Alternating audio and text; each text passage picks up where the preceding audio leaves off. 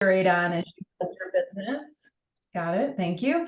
And it really focuses on all the things that we think build a very inclusive, healthy, and productive culture so that you have a successful business, because your people are your most valuable resource. I know we talk about that a lot, but I think it's very true. So we're going to hit on some of the kit, and yeah, lucky winner will get access to the site, which has, gosh, over 20 downloadable, customizable templates. There's a lot of tools, a lot of content, and our, Reverb point of view on how we feel companies can thrive. And, we built it for lots of different reasons listed here, but mainly to be accessible and to help very small, lean HR teams. All right, yeah, so here's just kind of the opening page of what that kit looks like, that goes from creating an intentional culture to building strong diversity, equity, inclusive practices, to onboarding, recruiting, performance management, and everything kind of all around in between. And then an HR roadmap for working on building and growing. All right, so I just thought it'd be good to start with, thinking about some of those key questions, understanding that people are going to be at different places. Like you might have a very established, highly functioning business with your core, your HR people, maybe even a large HR team, all the way from like, gosh, I'm just starting out and I haven't even hired HR. I have like my executive assistant / office manager doing HR. So just really want to emphasize some of the big questions that I think we all probably think about, but it's like, what's required of us? What do we need to do to be legitimate and operate where we're sitting, in whatever state we're in and what country we're operating in? And then also just a high commitment to integrity of information, to being compliant with all the federal, state, local legislation, from like payroll to leave, to now like in Washington, long-term care planning. Tying all of your practices and how you're thinking about building people practices to your values and to your mission. Who are your customers? I mean, thinking about your team as also your customers, so internally and externally. Communication is big. So what are the norms around that? How do you operate together? What are those operating agreements? And how do you kind of check in to make sure they're working for you and for where you're at? And how do the things that you provide employees, from benefits to programs, to how things are set up that are meeting the needs of your employee population? And, what differentiates you? What's going to attract people to come your way and to stay with your team? And just kind of highlighting, one of our modules is around building an equitable, inclusive workplace. And we have a lot of tools and resources to help guide you through that and give you some ideas around that. Any questions about just some of those basics in thinking about setting up your HR or looking at that higher level? You can always come back to questions, but feel free. And it's definitely not meant to be an exhaustive list. So kind of, I think the first thing a lot of companies focus on, which rightly so, they need people to do the work and to provide the products and write the code and sell things as you're building a business. But that, like, those first impressions and really having a great candidate experience is vital. And so just some ideas or things to help you think about what's important in that. So just being super upfront and transparent. We're big advocates of transparency across pay, across like what the job is, the skills you're looking for, the qualifications you need, all the way through onboarding. So, I think you have one chance to make an impression and to work with candidates and to get them interested in your organization. So just thinking about how you're setting yourself up for success around that. Having clear owners on processes, making sure people are spending the time and effort. I know a lot of working managers know they have to recruit a lot and they just don't have a lot of time for it. So how do you make that the easiest and simplest way possible, and also the most equitable? So having repeatable rubrics around recruiting is really important. So asking everyone the same questions, for instance, and how you communicate with candidates, treating everyone the same, very important. And then just also anticipating what questions might come up and being able to answer those. That really helps people feel confident and that you've really thought through all of the things that you offer and how you operate. We're now required in Washington to do pay transparency and provide ranges. And I don't think that means saying this job pays from $5 to $50 an hour, but just being really realistic and honest about pay. It pays off, no pun intended, but to be very transparent about pay. And then just onboarding, really making people feel that they can contribute and come into the workplace quickly and get it right, like get the norms, get introduced to things, get access. Having a working email on day one is like very critical. Even it seems really simple, but that's really important. And there are also lots of templates and things that we can provide in our toolkit that really support that onboarding experience. And we have like a whole segment on the pay and total rewards, as well as the candidate experience. So a really rich information there. So I know it's kind of putting a lot on one slide related to like candidate pay and onboarding, but any questions about that or any thoughts or things you'd add as you're from your own experience, or just as you've been working through that? It's a tough market for hiring. I feel like now people also move around quite a bit, so staying somewhere for a year or two is more common, whereas when I grew up, it was like you were at a company for quite a period of time, that meant you were committed and that you were a good employee. And now it's much more, common and very accepted to be like, hey, this isn't working for me, I'm going to move on, or I've got a better opportunity. So the landscape's changed quite a bit. And not even to start talking about AI, but that whole process coming into the recruiting world is going to start picking up here quite a bit. We should have a whole nother webinar on that. I was thinking about, just AI and HR. All right. Hey, Rebecca, I have a quick question just for myself. As I go through LinkedIn on every day, I always see the open to work kind of profile picture. And a lot of the feedback that I'm getting from my network is that the hiring process takes a tremendous amount of time. Some of the feedback that I've gotten from my network is they'll go through rounds and rounds of interview, and then there's a dark period of silence, and then you just don't know whether there's a follow-up, how often to follow up. Can you give me any insight on, is there a rhyme or reason for that, or can an organization make it clear to hire quickly? What's your take on that piece? I think it really depends on the role. It depends on the hiring team and how many candidates they really want to see. This is where the organization of your process is so important, so that you're clear up front with candidates, like, hey, this is like how long we think we'll be interviewing for, like we're going to go through these in this manner, and here's when you're going to hear from us. So I think setting that up front with candidates is hypercritical. I've had so many friends say, I just got ghosted, I never heard back. I mean, it happens on both sides. But I think just really laying out your process and working with the hiring managers up front about how long things are going to take. And like I'm going to spend 2 weeks screening people, and then I'm going to, just really laying out the process is the most helpful thing. It can take anywhere from like finding someone within a week to, I think most positions, I would say about a 6 to 8 week time to fill is pretty common. That might be getting reduced with AI, because a lot of HRIS or applicant tracking systems can do some of the automated like responses to candidates and keep them aware of where they're at in the flow. Starting to see more of that.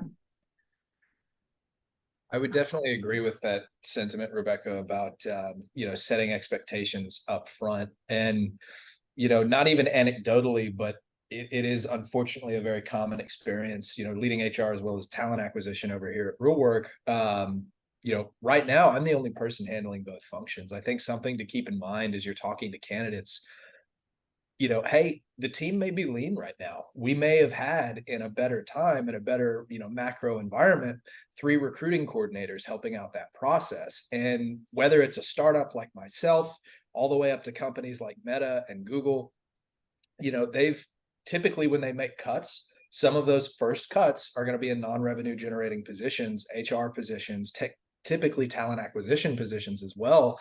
So the machines and the mechanisms that have been built over the course of the last couple of years in boom times really were reliant on having that heavier footprint of employees for that talent machine. So also go into this knowing that, you know, that one recruiter who now has 20 recs was probably only used to searching for 6 or 7, you know, a couple of years ago, and probably had some coordinators helping out as well. So that, at least in my own experience, has definitely, unfortunately, contributed to longer timelines for candidates, right? And that plays a pretty outsized part in what, you know, that experience might be. So setting those expectations clearly, hey, don't panic if you haven't heard back from me in 2 weeks. Yeah. It doesn't mean something's wrong. It just means that we're working through the process over here. Right. Yeah. And I'm curious, like, I think that probably opens up just like a more, like, almost like, hey, text me or reach out to me on LinkedIn, or, you know, like that, opening up different venues if people are, you know, are really interested in finding out where things are at. I know that's not ideal, but you're right. In a recruiter at a startup might be handling 20 plus recs, which is a pretty heavy load with very little help. And so just being really cognizant of that and the impacts of that. But you also don't want to shoot yourselves in the foot when you've got a lot of, you know, open jobs and you really want to, you know, like bring in some amazing talent. You know, people are like, do they have it figured out there? Do they know what they're doing if they can't even like schedule their interview with me? You know, that just, you got to think about those pieces.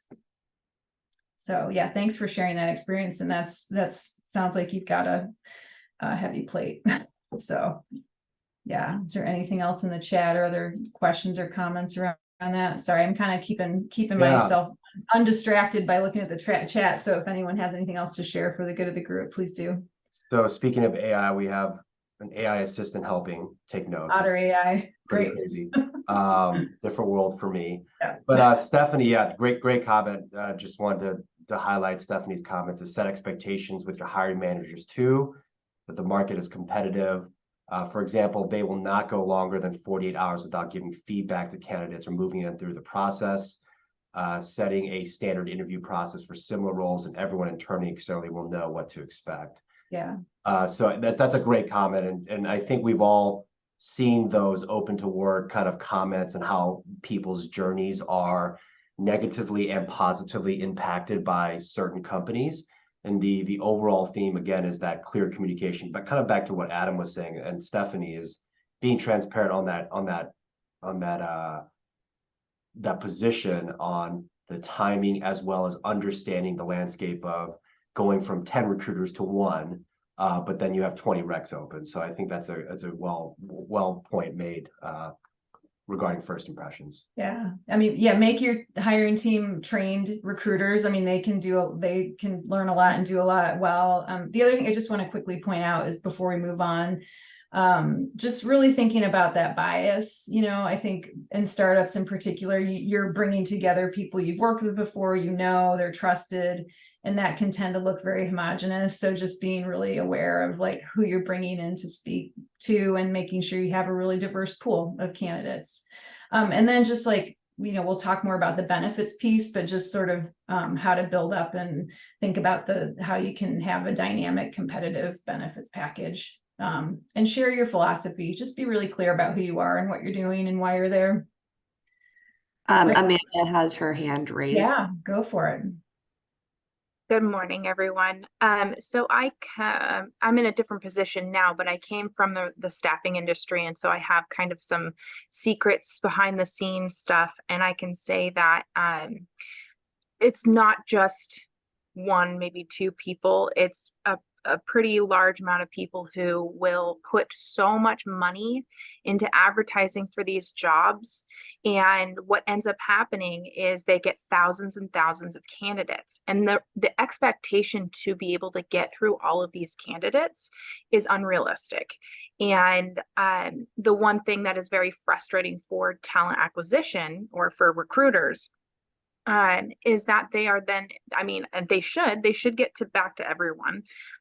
Everyone does deserve a response, but they just don't have that capacity. And I think it's above them, the people who are making the decision to put so much money on these jobs, because it's not that they want those specific candidates. It's that they want a handful. They're farming candidates. They're farming candidates so that they could potentially use them for other areas. But it's not fair. And this is something that needs to, I mean, I don't think we have much power to say like it needs to stop. It's illegal. It's not illegal, but that is such a high expectation that companies are putting on recruiters is, okay, well, here's, 8,000 candidates from LinkedIn because your job is super popular. I want you to pick and choose. Oh, we didn't find a unicorn candidate. I guess we'll have to repost it. All of these candidates are not getting touched, and it breaks my heart. But I just thought like bringing that forward because the conversation, what you guys were saying about, everyone, the expectation is that we have to respond to everyone, give feedback, all of that. But I think that it's above, it's the decision makers and who's putting money on and advertising and who's farming for these candidates. Yeah. Thank you for sharing Thanks for that. sharing that. Yeah, and to what Rebecca was talking about, I think being transparent, even in that process, I think there's nothing wrong with saying, look, this is from a big, if you're spending all these marketing dollars on farming 8,000 candidates for, let's say, 10 jobs, being clear that that's part of the process, I think is a good message. Because I know I've talked to a number of folks that have been appreciative that they know that they're one of X thousand candidates for this job, and that their expectation is not to get a response because it's such from a big pool. I think that's a good kind of trade craft to have. Thanks for that comment, and I'm sure a bunch of people will appreciate the lack of or limiting the marketing dollars for certain jobs. Got another hand raised. Go ahead, ask your question. Hi, Rebecca. So this is pertaining to not the question, but basically many of the organizations nowadays, they're using cloud-based talent management software, wherein they also mention their email ID. So for example, if anybody is applying for a job on that resume or the other details goes into that talent management software. So there are customized auto standard replies with turnaround time, which are used or can be used, at least for first timers. Definitely first time screening, this can be used, but not for multiple rounds. But a kind of expectation settings, definitely this can be used initially. Right. Also, if not initially, we are taking up the interviews, and to those set of people to whom we are interviewing, we can definitely use the sort of standard replies for them. Yeah, I mean, it is kind of amazing what these tools are capable of now, and that will help quite a bit, hopefully. So yeah, thanks for raising that. Yeah, especially if you're a small but mighty team of like 1 or 1.5. So it's typically the case, right? Yeah. Okay. So great questions. Yeah, you could spend the whole time on that one particular topic. So just a lot to consider, right?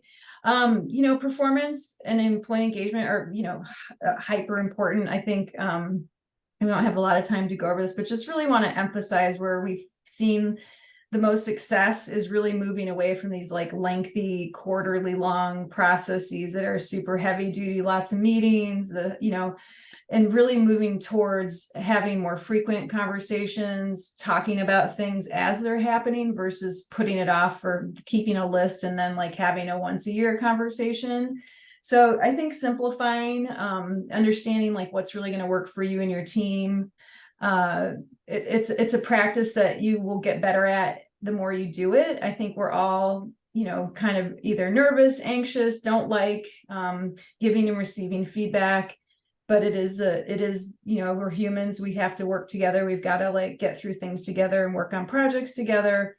And ultimately are all their positive intent, want to like guide and support and coach, share our knowledge. So just thinking about ways to do that through your performance. It doesn't mean you can't set expectations or, if somebody's not working out or if the job is not the right match for the skill set, like moving that conversation into something different, that happens as well.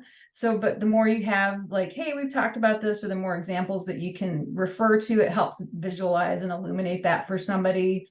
So I think that's why we really point to frequency, being honest, being vulnerable, sharing your own experience. I mean, we've all had good and bad experiences around this, around the performance side of things. And that when you have a culture where it's okay to talk about performance, that really, I think, boosts and it increases the engagement, because people feel trust. They feel that they can go to one another. They feel that it's safe. And those are all really important things to have really strong employee engagement.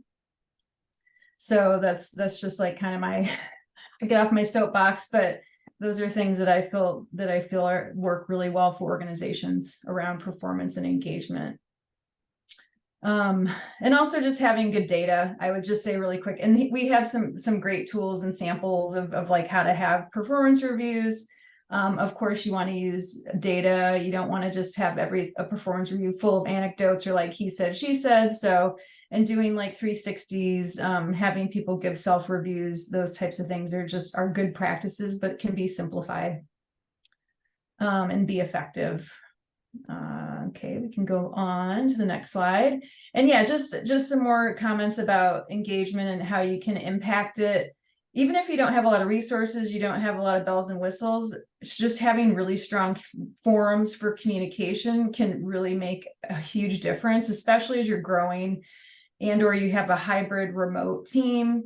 We see this a lot, people asking like, gosh, how do I make sure people are getting what they need? How am I checking in? Like there's a lot of isolation out there. There's folks that might be in different time zones. So really being considerate to those circumstances on your team, and just even making sure you're sharing regularly. It could be an intranet, an email, a video message, an all hands, or coming together intentionally once or twice a year, or however you do that or can do that. And making sure that different people are sharing information too. Don't always make the HR person share, or the communications, like the messages and the information has to come from leadership. It has to come from the different functions so everyone can understand how they tie things together. And you'll know things are working when you don't have super high attrition. You've got folks that are being productive and engaged in the work. High usage of benefits, I think, is a sign of engagement. You've got observable growth, business growth, all the things, right? And if you make a mistake or you have a flop, that's okay. That happens, and you move on and you learn from it and you just keep going. So those are, I think, some things to think about around engagement.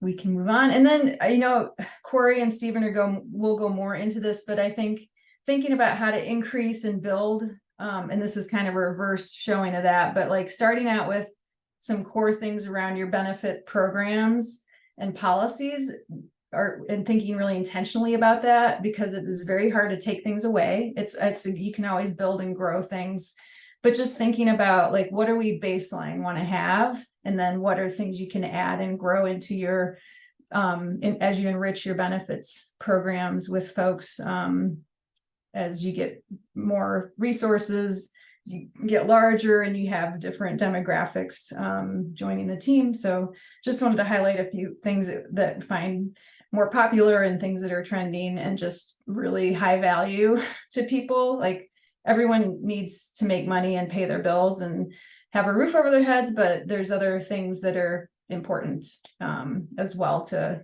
bring into the conversation. And I think even soliciting ideas, feedback, you might get this from exit interviews, you might get it from candidates.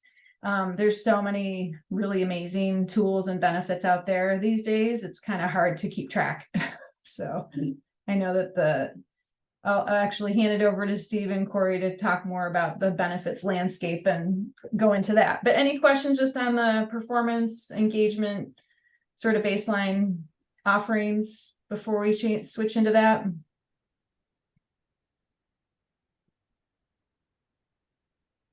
Just a comment from Stephanie. If you use Slack, the Office 5 integration is amazing. Great for engagement and feedback. Anonymous options as well. Looks like they're having great success with that, with 80% participation and 88 positive Wow. NPS, which That's is awesome. awesome. That's great to hear.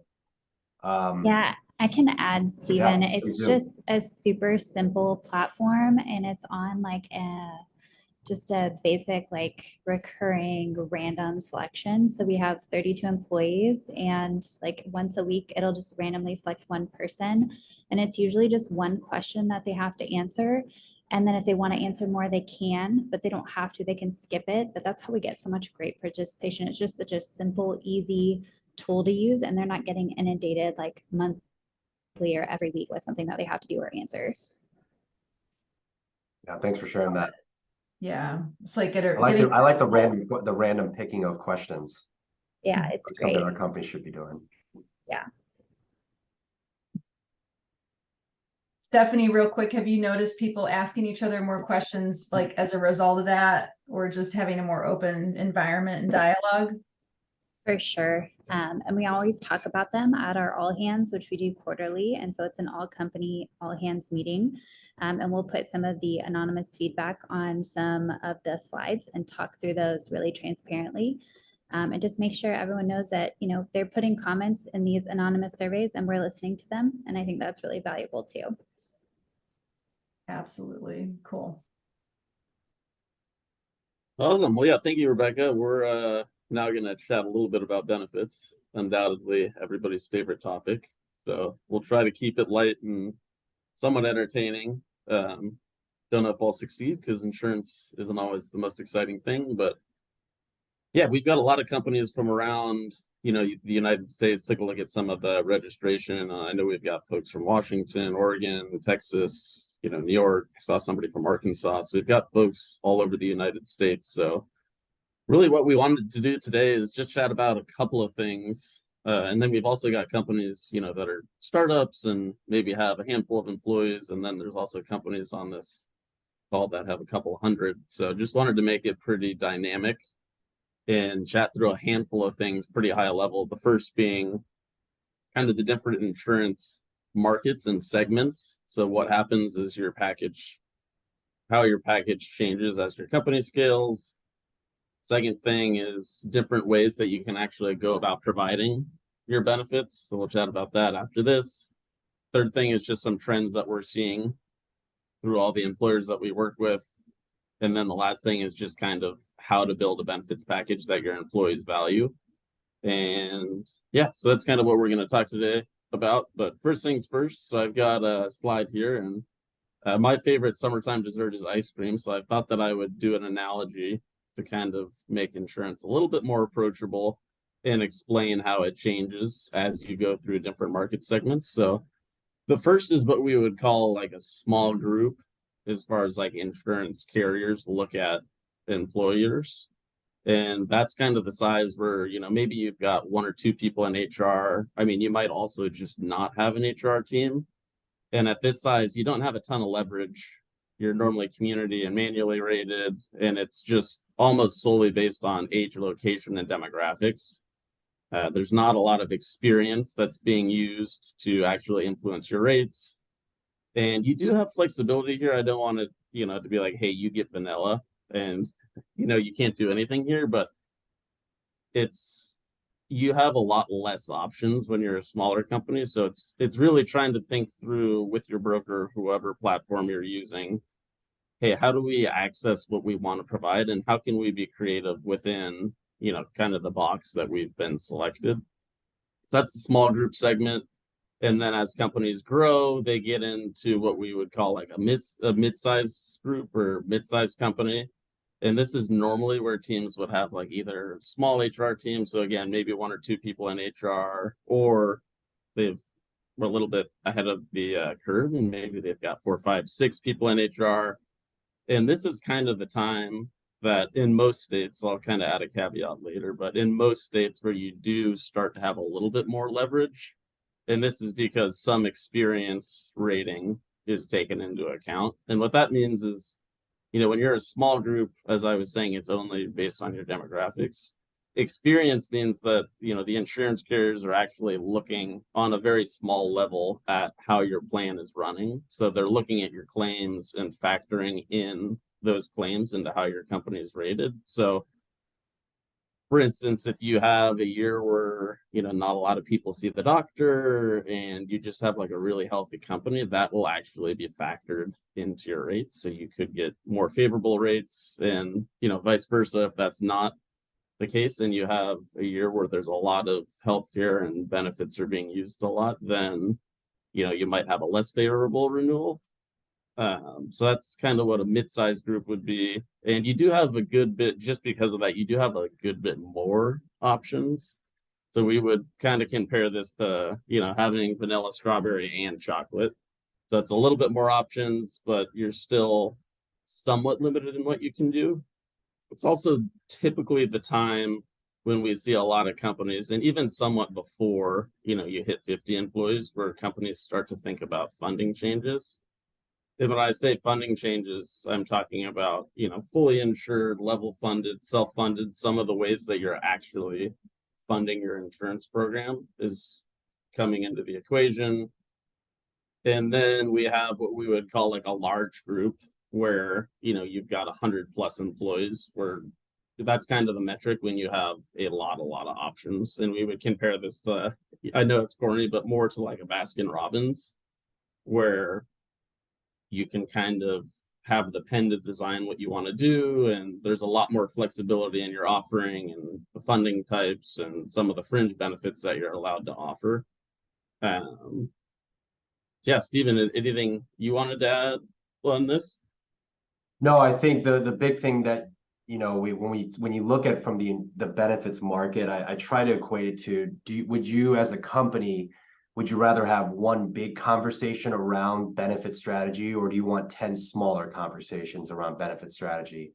And this gives you a good picture of, as your company will grow, depending on the size, there is just a lot more that opens up, specifically with funding changes and funding in the way that you pay for insurance.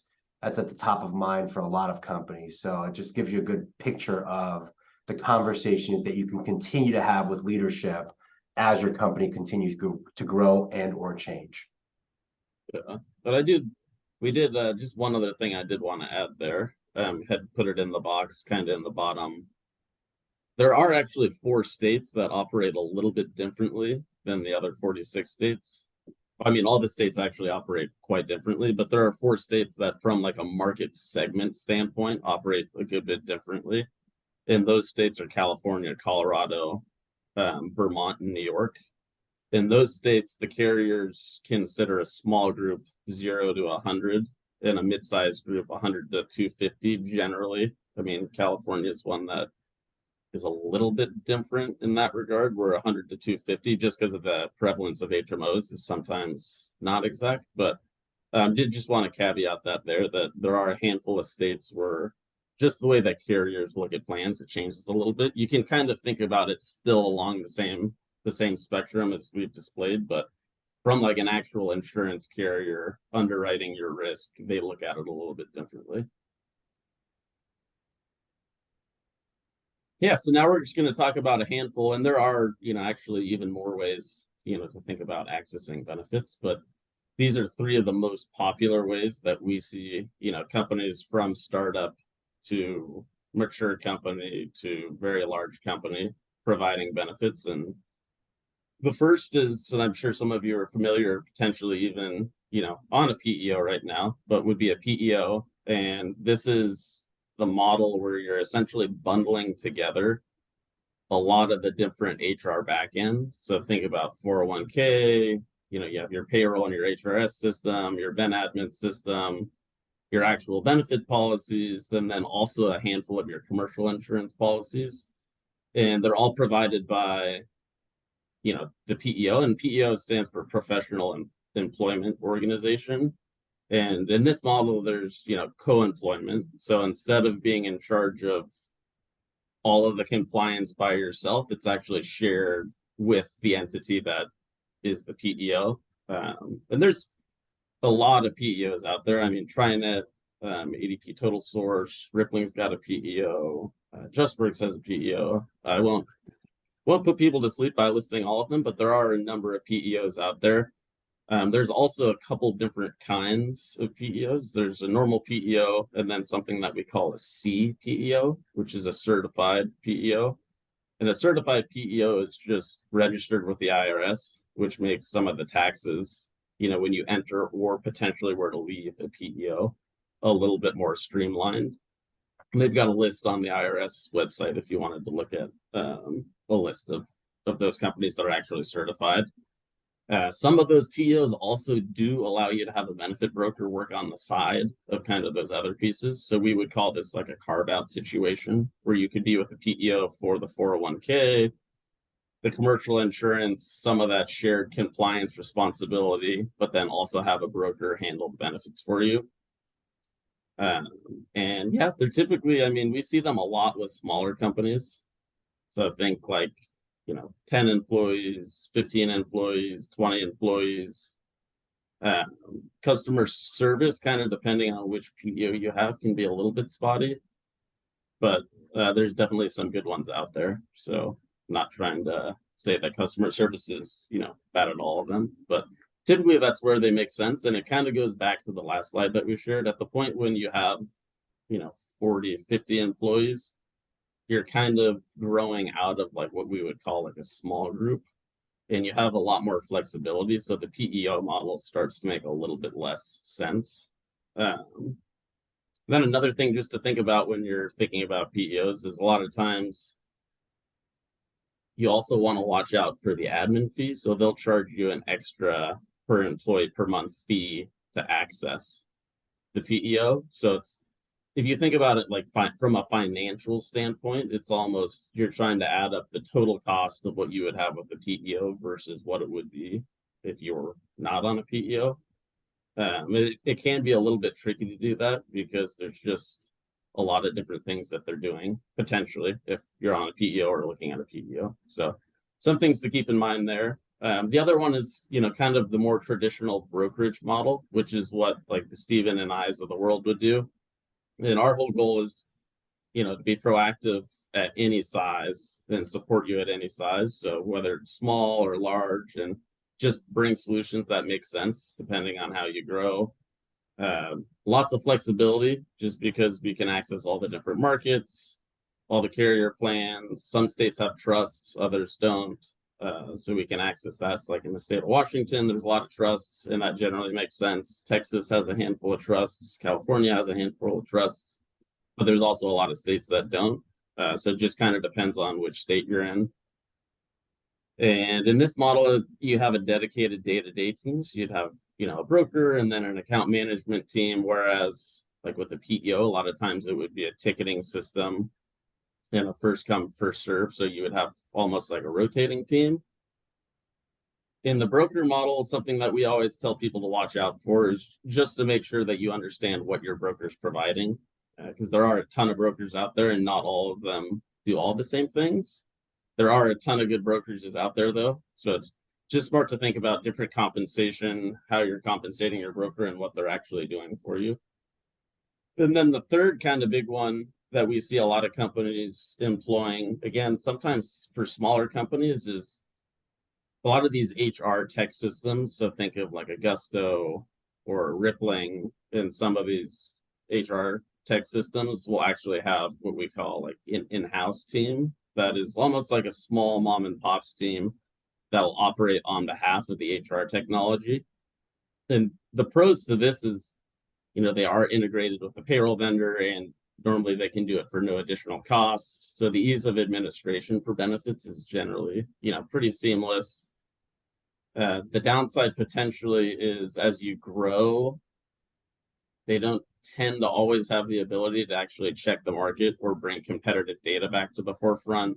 And some of them, I'm not sure on, the Ripplings and stuff in the world, but like with Augusto, they're actually not allowed to negotiate rates. So as you grow past the 50 employee mark, it's just something that they're not allowed or can't do on your behalf. So Stephen, anything you'd add here? I don't want to just watch myself talk. So no, this is great. Yeah, I think again, going back to the flavors of ice cream, it really depends on how your company is set up. And our objective, and hopefully the objective of the broker community at large, is to help you understand that there's many different ways that you as a company can purchase insurance. Traditionally, it's mainly done through going through a broker and getting it through the carriers directly. But in today's culture, in today's world, there's just so many different ways that you can purchase insurance that all have pros and cons to it. Yeah, I guess we could stop there for a second. Does anybody have any questions, or should we just keep plugging away?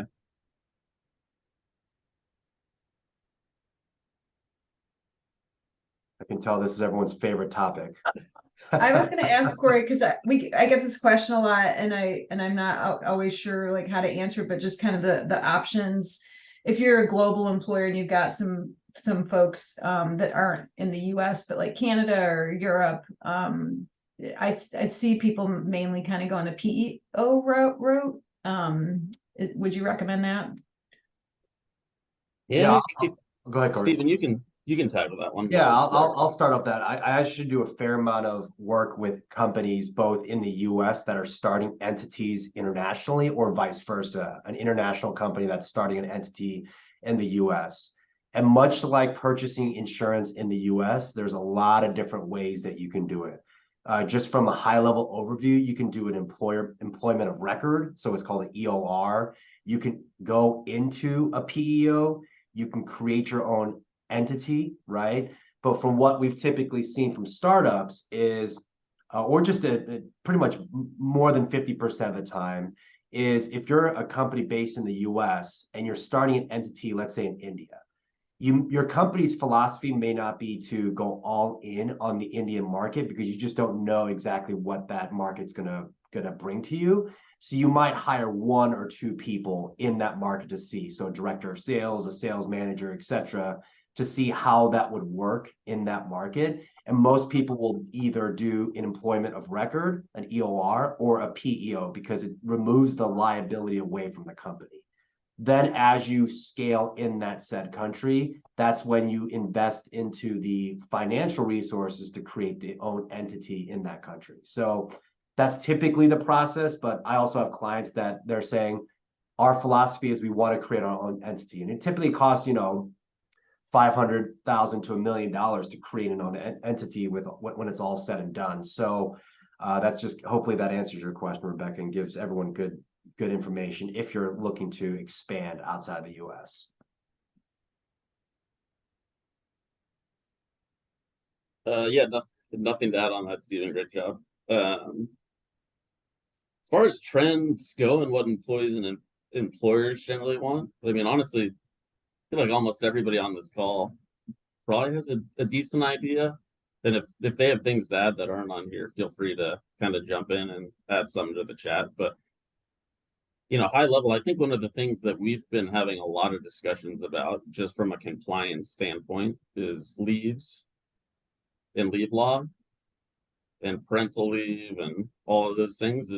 And I think that a lot of that's come from the fact that there isn't generally like a federal solution. So a lot of states have gone out and done their own thing. So if you're an employer where you've got 20 people in California, 10 in Washington, and then a sprinkling of people all across other states, and you're trying to comply with leave laws, it's generally become a little bit of a headache just staying up with the compliance and where you have people and how to comply with those leave laws. And then also from like a diversity, equity, and inclusion standpoint, a lot of companies are wanting to make sure that their people have access to the same exact benefits from an HR policy standpoint. And that's not always the easiest thing to do because the different states have different policies. So we've been having a lot of chats about how do you kind of make an umbrella policy around a lot of those individual state leaves, just to make sure that everybody, technically has access to the same thing.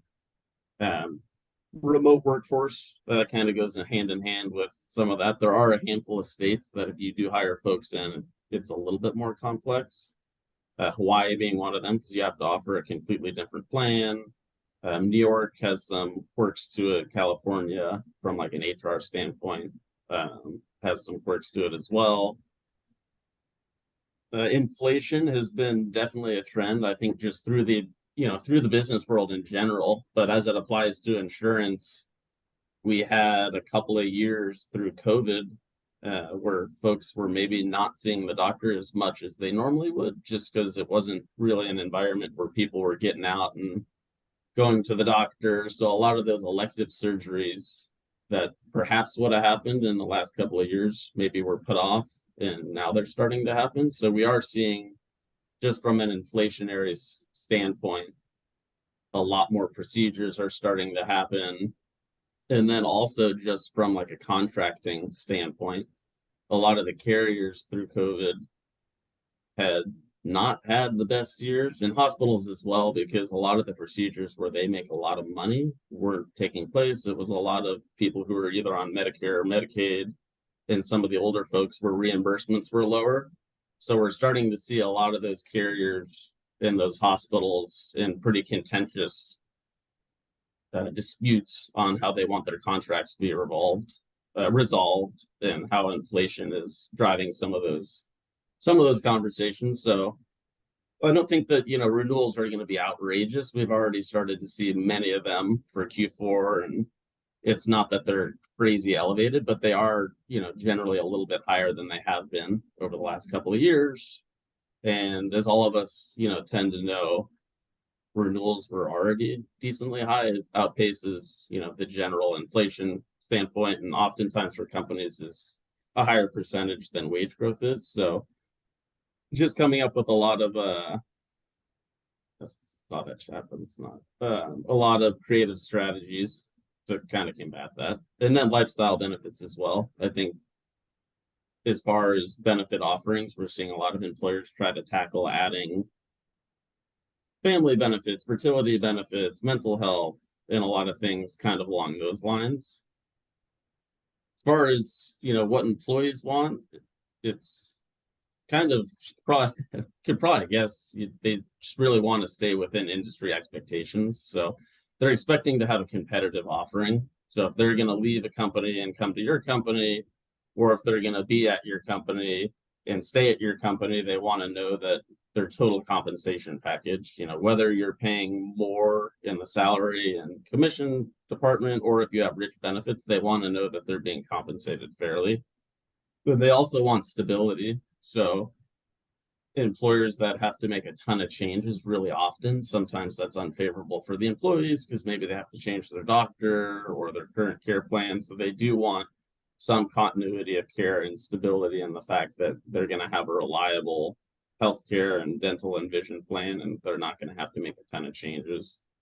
And then the other one is affordability. I think could have actually been another, dot on the trends stack, is a lot of folks, depends on, the companies and the industry, but affordability has always been a thing that some folks have struggled with, especially with healthcare premiums, specifically also when companies are, doing a lot of contribution for the employee versus not a ton of contribution on the family premiums. So as far as employers want, definitely affordability and flexibility and options, just understanding what they can do and how they can do it.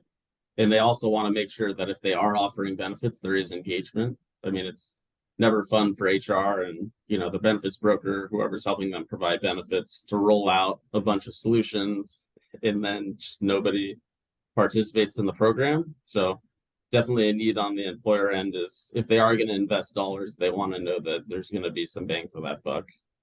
But I do think, kind of putting all that slide together, can you just go back one?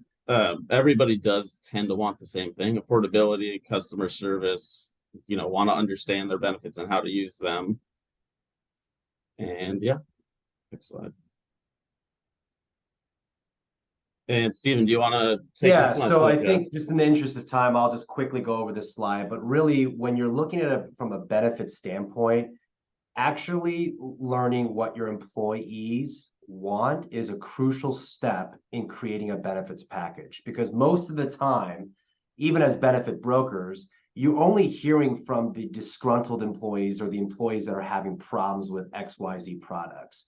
But that might not be a full picture of what is important to the employee. So for example, we'll do hundreds of surveys, and most employees will say, we don't we rather care about the money that's taken out of our paycheck versus having a lower deductible.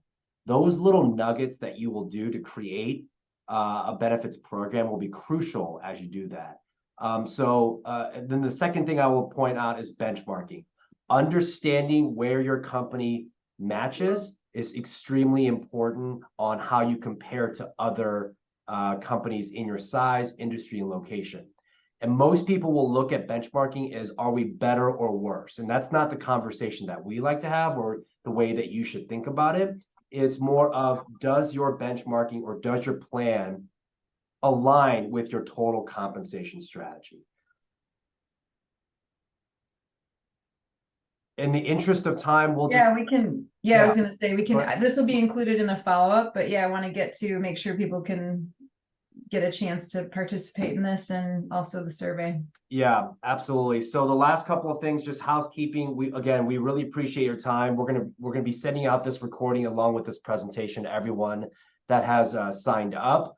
If you are interested in the HR starter kit that Rebecca was mentioning, please put in the chat that you are interested so that we can put your, or just send me a message so that we can put your name in that. And keep an eye out on other Demystify series, both the webinar and the in-person event that will be happening in 2024. We are 2 minutes before 11, but really appreciate everyone's joining. Hope it was impactful for you. And the thing that will encourage, share your information. So if you want to talk to like-minded individuals, you don't need Rebecca, Stephen, Corey, and Kylie to be involved in that. Highly encourage you all to reach out to each other to share best practices around hiring, engagement, as well as benefits. Thank you very much for your time, and hope you have a great rest of the week.